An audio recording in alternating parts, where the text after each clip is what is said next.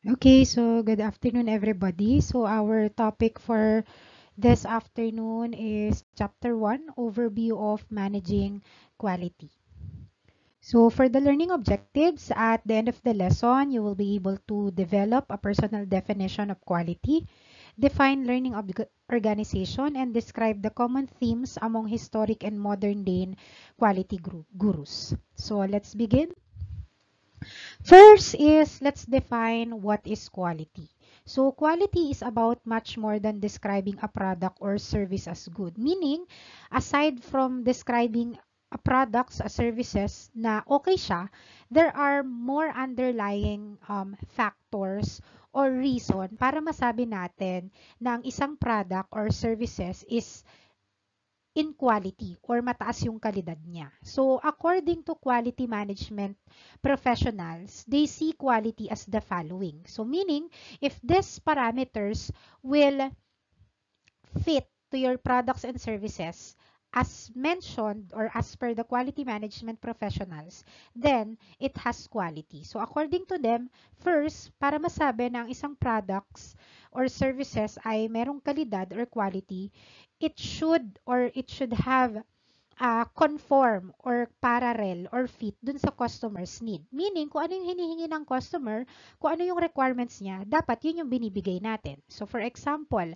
um, ang gusto niya is color red, size is large, then you should give that requirements to customer. So, yun dapat yung ibibigay mo sa kanya kasi yun yung kailangan niya eh. Yun yung requirement niya. So, when you give that specifications or requirements, meaning na-meet mo yung customer's need or yung kagustuhan ng customer, then that's quality. And the other one, it ensures ongoing continuous improvement. So we are continuously developing and improving and innovating the products or the services in order for us to give at highest quality or exceptional quality to our customer and to our guests. Another definition of quality according to ISO is it defines quality as the degree to which a set of inherent characteristics fulfills a requirement as a need or expectation that is stated, generally implied, or obligatory. So, yun nga, as mentioned, kung ano yung requirements or kung ano yung hinihingi ng customer or ng persons involved, then, yun dapat yung ibibigay natin. Kasi implied na yun or obligatory, meaning, bakit mo siya bibigyan ng isang bagay na hindi niya naman gusto or hindi naman yun yung requirement niya. So, in order for us to set quality or in order for us to exceed the expectation of our customers, we have to exceed their requirements and their specifications. Okay? Now, the question is, saan ba nagmula ang quality management or paano ba siya nagsimula? So let's discuss its brief history. So first is si Walter Shewhart. Isa siyang statistician in the 20th century. So pinractice niya yung statistical quality control. Since isa siyang statistician, and he is inclined with numbers, mahilig siya sa measurement, sa numbers. So, in order for him to measure a certain products, services, or processes, ginagamitan niya yon ng number or ng measurement. So, para masabi niya na ang isang bagay or ang isang processes ay mataas ang quality or kalidad, kailangan ma-meet niya yung requirements or yung measurements or yung specifications na sinet. So, for example, in a restaurant, we set the weight or the sizes or proportions of our food that we are serving to our guests. That's why, di ba, minsan nakikita natin may timbangan or sinusukat natin yung mga portions because that's one of the best way in order for us to measure na pantay-pantay or pare-parehas yung quality na masaserve natin sa guest natin or sa customer natin. So, Walter Shewhart, proponent, is one of the proponents of statistical quality control who uses numbers to measure quality. Next is in World War II. So, during the Second World War, ginamit din ng mga American or ng American government yung SQC or yung statistical quality control in order for them to improve their manufacturing industries. So, di ba sa mga manufacturing industries, they are using equipments, machines, which nakaset siya or naka-program na siya ng iba't ibang measurements. And if yung certain products na nilagay mo doon or in-input mo doon ay hindi ma-meet or maging fit sa measurements or sa specifications na nakaprogram sa isang machines or equipment, magiging void siya or magiging rejected siya. So, kinontinue yon noong Second World War na yung SQC or yung Statistical Quality Control who uses numbers to monitor the level of quality sa mga manufacturing industries. Next class is yung birth ng total quality management. So we are all aware naman that Japanese people are one of the people in the world who are very disciplined and always practice continuous improvement. That's why 'di ba yung Toyota nga sa kanila siya nag-originate. And dun sa Toyota, they practice the total quality management which is the continuous improvement na dapat yung mga products, services, and processes na ginagawa natin in an organization ay nagde-develop and nag-grow over a period of time para hindi siya maging obsolete or mapag-iwanan ng trend. So, ang pioneer nun or one of the pioneers of total quality management is si W. Edwards Deming and si Joseph N. Juran. Kasi sila ay mga consultant na tumulong sa Japanese government in order for them to recover dun sa mga nagdaang war and ma-improve yung mga processes na ginagawa nila. That's why nagkaroon tayo ng total quality management. And after that, nagkaroon din tayo noong 1980s yung kasi since tumataas yung poor quality products and services na napoproduce in the American setting. So, nabuo yung unang ISO 9000. Meaning, nagkaroon na tayo ng standardization na ito yung mga tools, parameters, and specifications na kailangan nating sundin and yung mga organization ay na-push magkaroon ng accreditation na kailangan nilang kumuha ng ISO 9000 accreditation kasi ito yung sisilbing parameters para masabi na ang isang organization ay nagbibigay ng magandang kalidad sa kanilang mga products and services.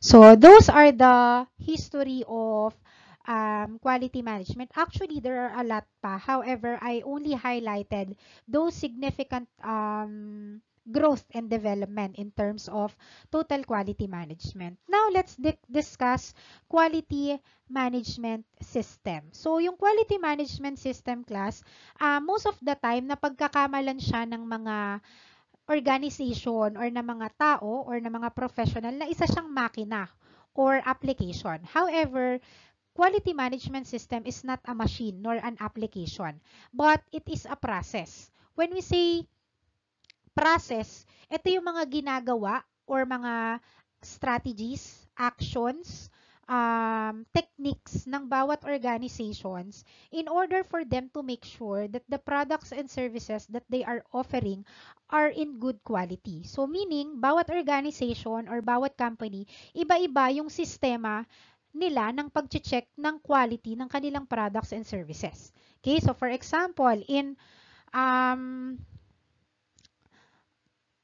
Hotel A, yung mga employee para ma-check na tama yung grooming nila or may proper grooming nila, one of their quality management system is yung managers. Kailangan i-check niya every morning isa-isa yung mga employees if proper grooming ba. Then that's their quality management system. For Hotel B, for example naman, ang checking niya ng grooming ay merong checklist ang manager kapag papasok na ang bawat team niya to check if properly groomed. Or most case scenario, hindi siya nag-check. So, ibig sabihin, poor yung quality management system nila. That's how QMS work. In every organization, meron tayong iba't ibang tools, mechanism, or standard operating procedures kung paano natin kailangang i-monitor, i-evaluate, i-verify, at i-check yung system ng quality natin na ginagawa or ino-offer sa mga internal and external stakeholders natin. Next, who is responsible for quality in the organization? So if I will ask you, who do you think is the responsible for checking quality in an organization? Ang director lang ba? Ang president lang ba? Ang owners lang ba? Or pati ang mga empleyado? Okay, so to tell you, everyone in the company is responsible for checking the quality that they are offering to their guests, whether you are a rank and file employee, a manager, a CEO, or a president, you are all responsible on the quality of your organization. Okay? As long as you are connected in your organization, you are already responsible for the quality that you are imposing to your customers, whether internally or externally. However, class, quality is everyone's responsibility, which is correct. But in an organization, ang may pinaka-leverage in making sure that quality is being offered to their organization is top management. Bakit? Because they are the one who are creating biggest decision or bigger decisions. Okay? Sila yung may capacity, sila yung may leverage na mag-decide kung ano yung gagawin sa company.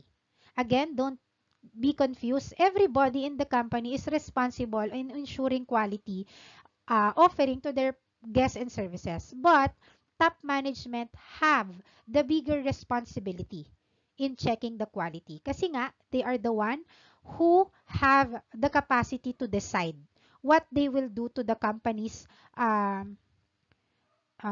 standings. Okay?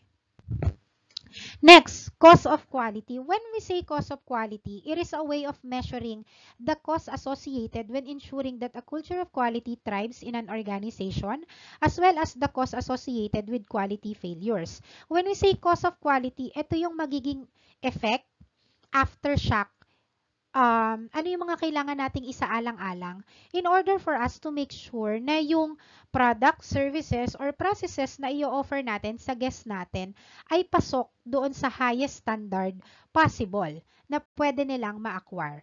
Okay, so there are 4 types of quality-related costs. These are the appraisal costs, internal failure costs, external failure costs, and prevention costs. So ito dapat yung mga kailangan nating isaalang-alang when we are checking the quality in our system or in our organization. So, isa-isahin natin siya.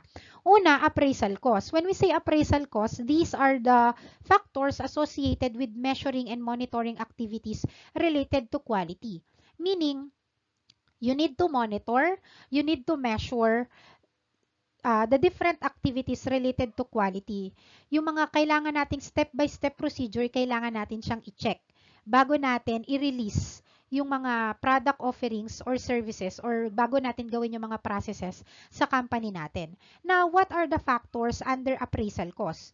Una, verification. When we say verification, checking of incoming materials, process setup, products against agreed specification. For example, ng verification, sa,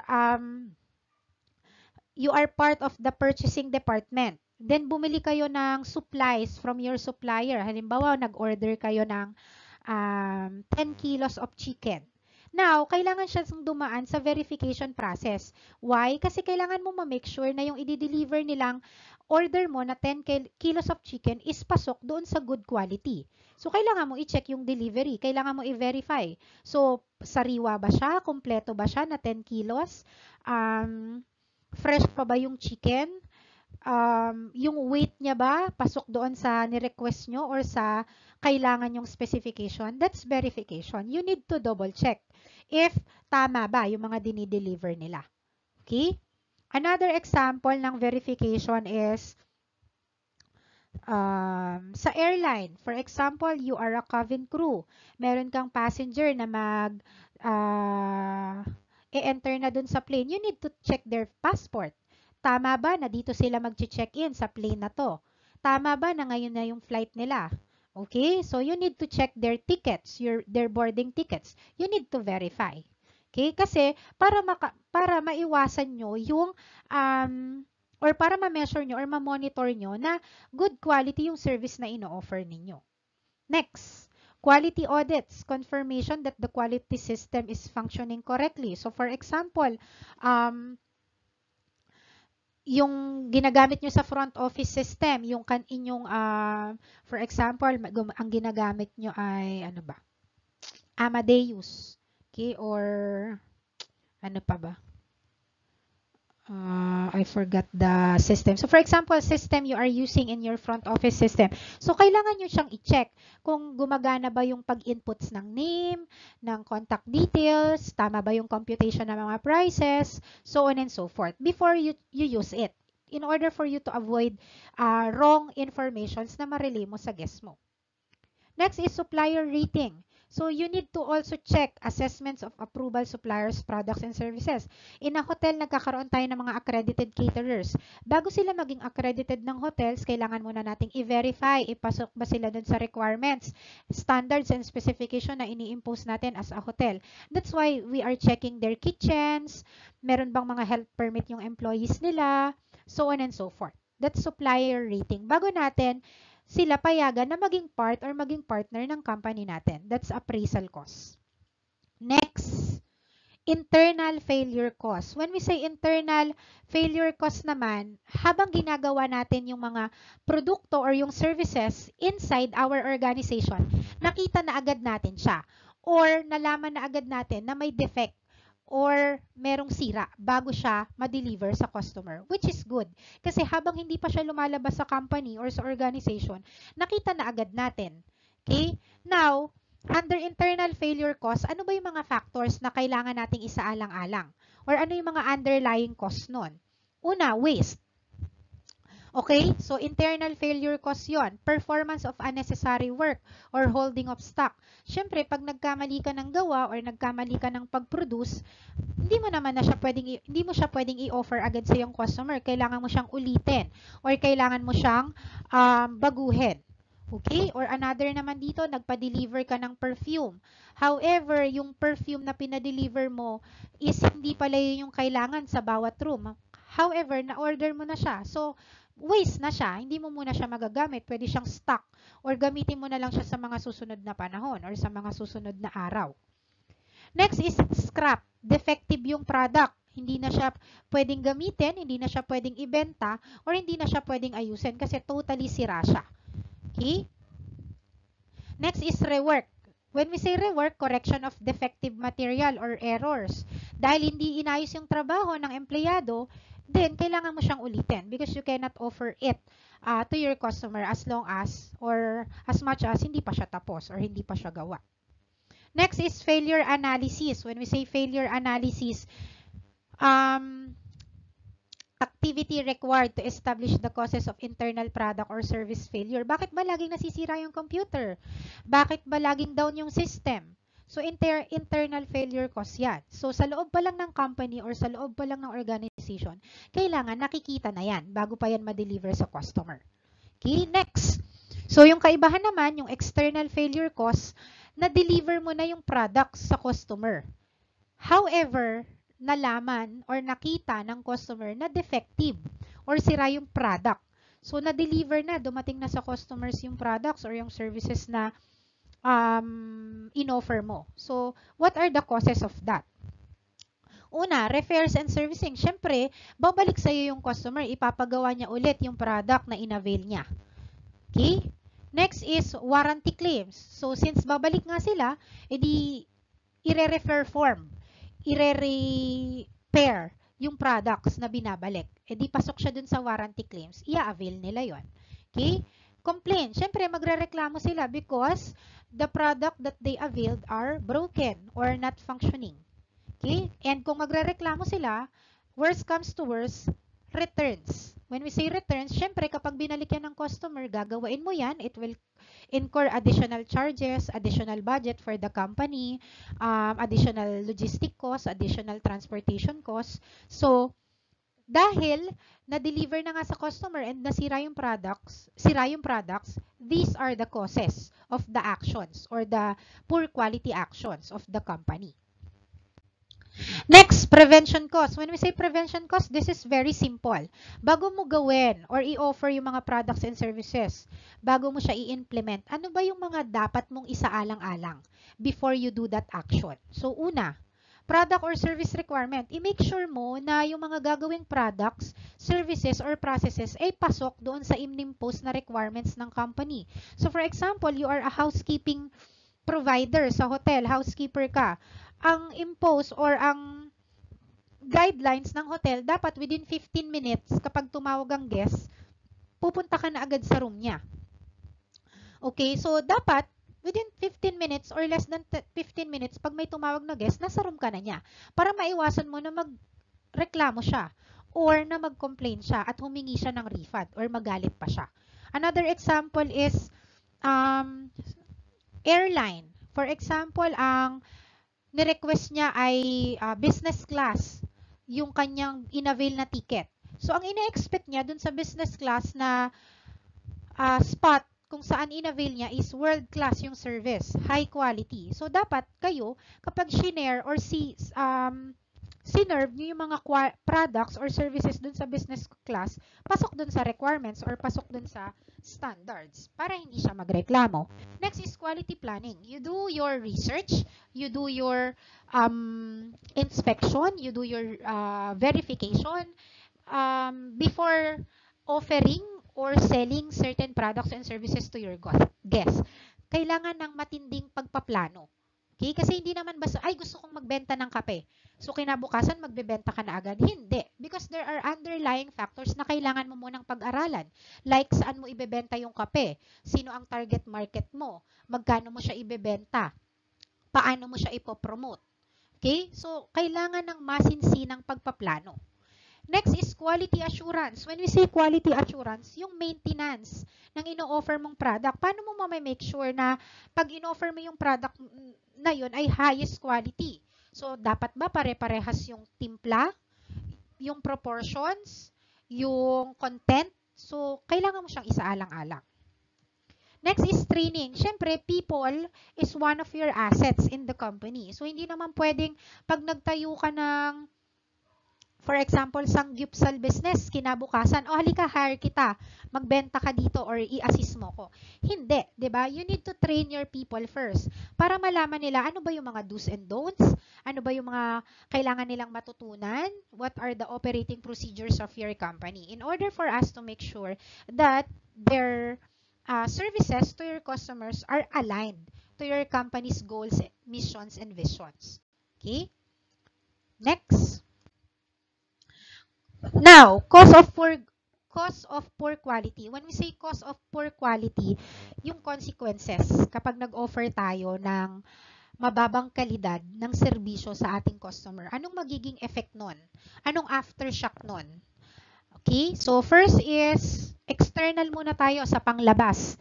So, when we say external, ito yung mga client natin outside, like our customers, our suppliers, the local government unit, so on and so forth. So, anong magiging consequences nun kapag yung output natin ay bagsak yung kalidad? Una, madaming masasayang na materyales, madaming matatapong produkto or services. Kasi nga, sayang, kasi nga, palpak, mababa yung kalidad, hindi nila tatanggapin or ibabalik nila. Pangalawa, rework on defective item. So, uulitin mo na naman yung trabaho mo kasi hindi sila papayag o yung customers natin na kunin yung item na defective. Next is lawsuit. Pwede tayong makasuhan. For example, if you are familiar with one of the scenario, yung milk tea shop in a Quezon City, na yung yung couple rather, bumili sila ng milk tea and then ininom nila na meron palang content ng toxic substance or material. So, namatay yung babae. So, legal yun. Legal concerns yun. Kaso yun doon sa milk tea shop. Kasi nga, poor quality. Hindi nila check yung content. Okay? Next, complaints. So, magrereklamo. Worst comes to worst, magrereklamo yung mga customer. For example, you are working in a hotel. Tapos, ang binook nila ay executive suite, yung isa sa pinakamahal na room. Pero sira yung room na binigay nyo sa kanila, sira yung shower, hindi gumagana yung TV, hindi gumagana yung bathtub, so on and so forth. So, most probably, magrereklamo sila. Kasi hindi naman yun yung binayaran nila. Poor quality yung dineliver nyo. Mag-aas sila ng refund. Okay? And lastly, field support. So, kailangan mong pagalawin yung mga tao mo. Kailangan mo silang i-make sure na kausapin yung mga guests, puntahan yung guests or yung customer and i-assist. Okay, na imbes na makakapag-focus sila sa other job or sa other task, hindi. mauubos nila yung oras nila para makipag-communicate dun sa complaining guest. Kasi nga, yung quality na in-offer natin ay bagsak. Next, sa loob naman ng company, kapag yung treatment or yung standard operating procedures natin ay bagsak yung quality, anong mangyayari? Una, sino ba ang customer natin inside the organization? Siyempre, yung employees. So, babagsak yung employee engagement, tatama rin silang magtrabaho kasi laging sira yung makina, hindi gumagana yung system, hindi sila napapasahod ng maaga kasi yung sistema ng compensation mahina or laging wala yung HR, hindi nagagawa yung payroll, so hindi sila magpe-perform ng tama. Pangalawa, high employee attrition. Maraming aalis sa kumpanya, maraming magre-resign. Kasi nga, yung quality ng isang kumpanya ay bagsak or hindi de kalidad. Overtime cost, dahil maraming trabaho and sira yung mga system, kailangan nilang mag-manual or mag-extend ng hours para matapos yung trabaho. Next is brand damage or brand reputation. Magko-complain yung mga guests, magpo-post sila sa social media pages, magra-rant sila, then masisira yung image ng company. And lastly, long customer dissatisfaction, meaning hindi na babalik yung customer or hindi na sila mag-a-avail ulit ng products and services because they are very disappointed on the products na ginagawa ng mga employees or binibigay ng mga employees. Okay? Next, these are the quality gurus or sila yung mga tao na very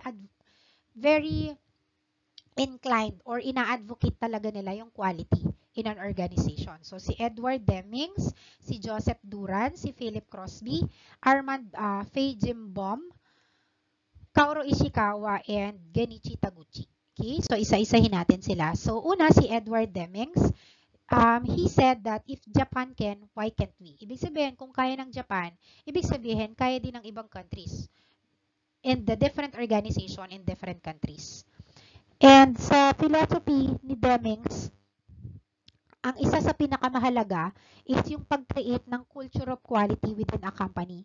Kailangan ng isang organization magkaroon sila ng kultura na nakafocus sa quality. They need to advocate standard operating procedures when it comes to quality. Kasi if yun yung kultura ng company, kahit sino or iba't ibang tao yung mahar or pumasok doon, yun yung susundin nila. Okay? And meron siyang 14 points of quality. So, hindi ko na siya isa-isahin, pero these are the Deming 14 points of quality. Here, ini-explain niya ano yung mga bagay na dapat gawin ng organization para ma-achieve ang quality sa kanilang company. Next is si Joseph Juran.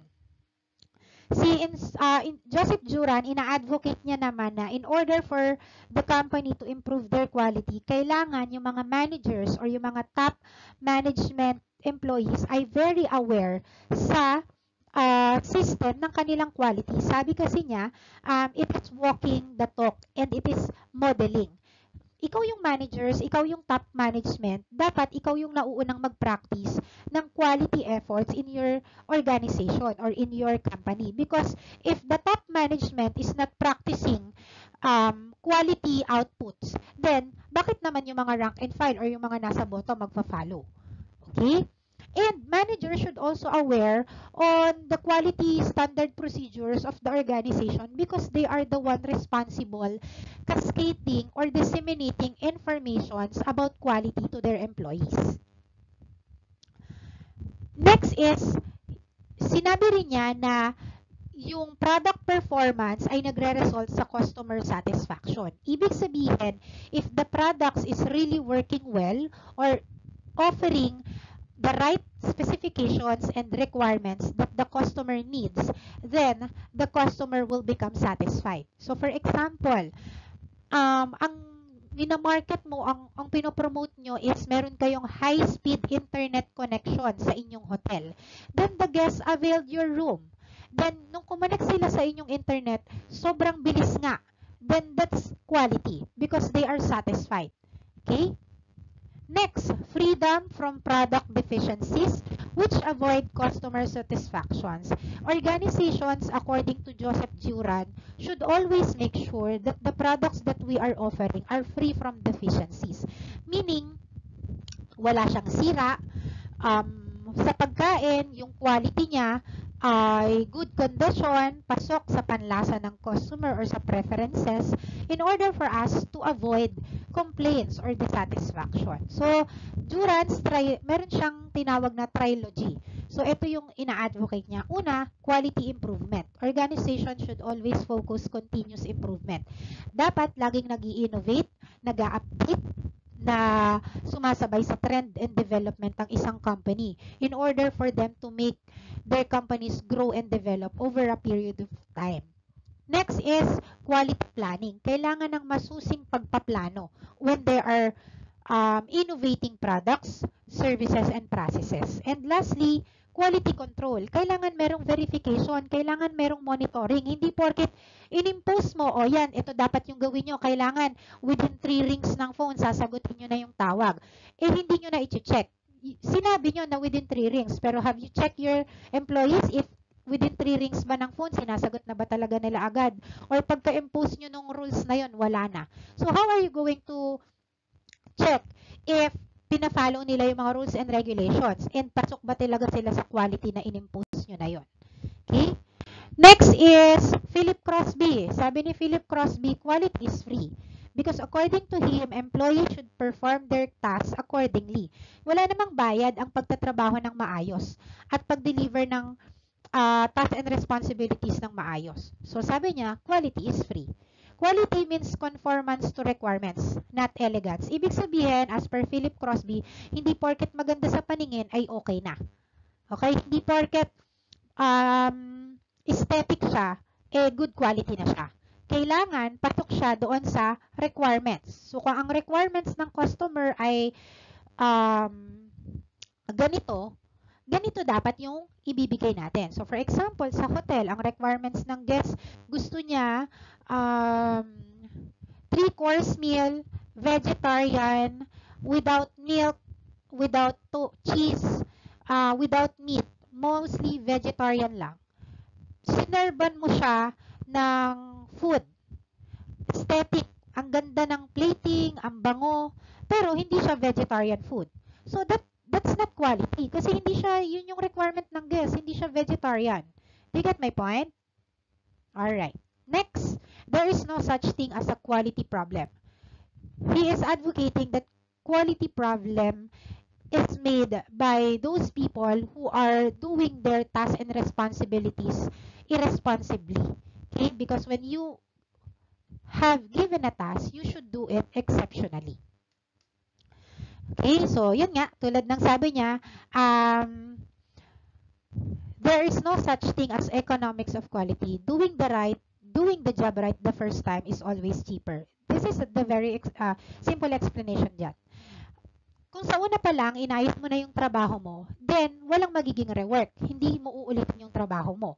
Hindi mo kailangang mag-spend ulit ng panibagong pera or ng capital para ulitin yung trabaho or yung product. So, for example, sa isang restaurant, ang order sa'yo, medium rare steak. Pero dahil hindi mo inayos ang trabaho mo, kaka-cellphone mo, nakalimutan mo, naging well done yung steak. Nung sinerve mo, syempre ayaw tanggapin ng customer kasi medium rare ang gusto niya, ang sineserve mo sa kanya, well done. Then, dahil hindi mo inayos yung trabaho mo for the first time, kailangan mong magluto ulit. Kailangan mong kumuha ulit ng bagong beef. Kailangan mong kumuha ulit ng bagong ingredients. Then, double the money. So, lugi ka na. Kasi, waste of money na yon. Kasi inulit mo yung order. Next is, the only performance standard is 0 defects. Para daw maging considered as quality, kailangan walang defect, walang problema ang products, services, and processes na i-offer natin. Next, si Armand Feigenbaum, meron siyang 6 points. So, hindi ko na siya iisa-isahin. So, dito sa 6 points na to, ito yung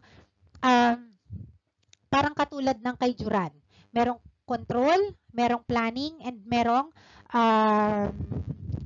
dito, improvements. Okay? Next, is si Kaoru Kashawa. So, meron naman siyang 11 points about quality management. So, hindi ko na rin siya isa-isahin kasi most of this ay parehas lang ng mga naunang gurus.